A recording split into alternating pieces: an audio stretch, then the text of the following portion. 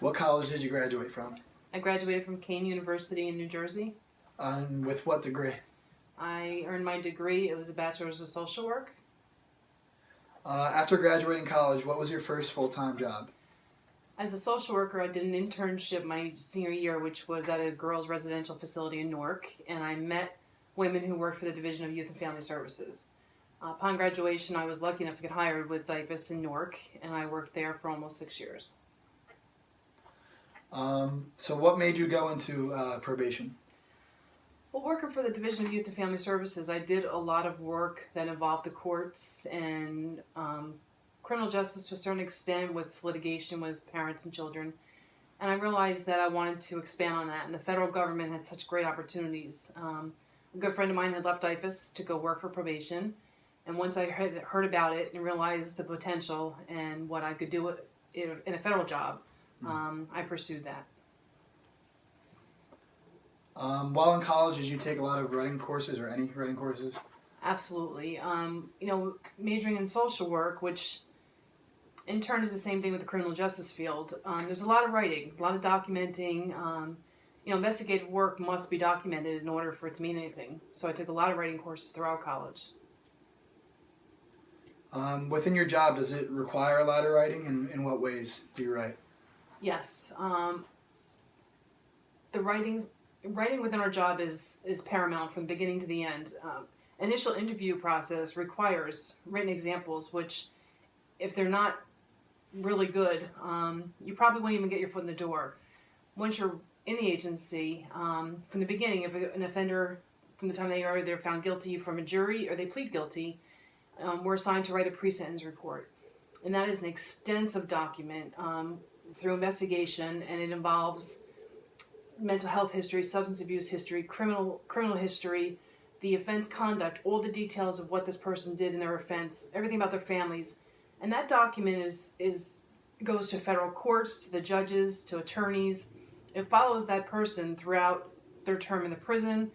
And it's a document that must be excellent. I mean, you want nothing short of that when a federal court, and even it could even go to a court of appeals at some point. That's an official document.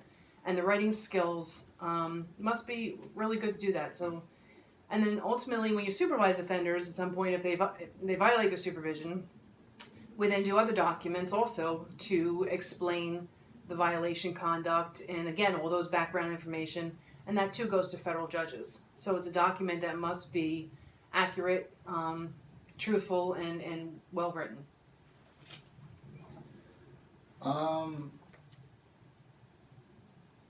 Within your job, what written work did you find to be the biggest challenge so far? Preparing a pre-sentence report is extensive, and it's a lot of pressure to make sure it's absolutely perfect.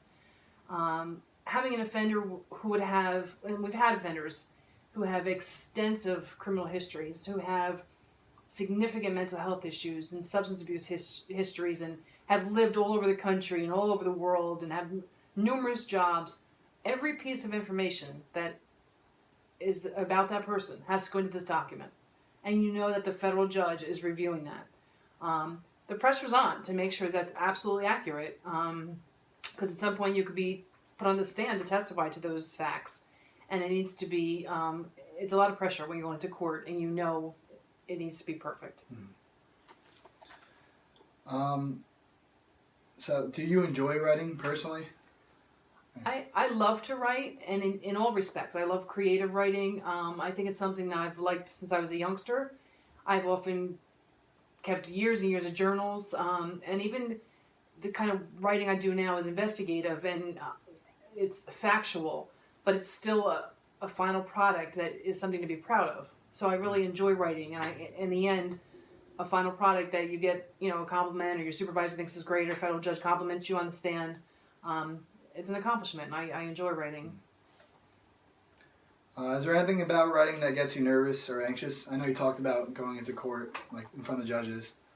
Absolutely. I probably proofread my stuff probably 100 times. Mm-hmm. And nowadays, even on a computer, we'll produce something on the computer, but I still print it out and look it over myself, because I don't want to go into something where I notice a mistake or a typo or something is spelled wrong. it is nerve-wracking. And there are attorneys who, if I put something there that's not appropriate, they may put me on a stand and kind of attack me because of that. Mm-hmm. So it definitely is nerve-wracking, especially going into court where I could be on the stand over a document that I produced. Yeah. So it is nerve-wracking. Do you believe myself, with having a writing minor, would it help me within the criminal justice work field?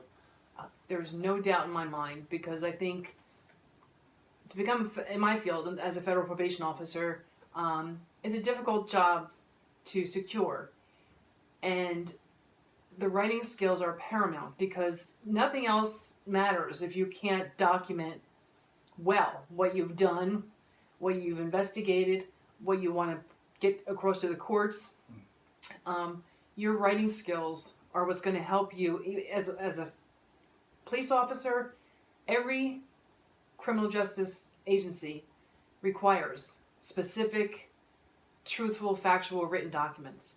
So I think it is an absolute bonus that you have minored in writing, and that this will absolutely help you in the criminal justice field, in any field, actually. Good, I'm glad to hear that. Do you have any advice for me in regard to entering the criminal justice work field?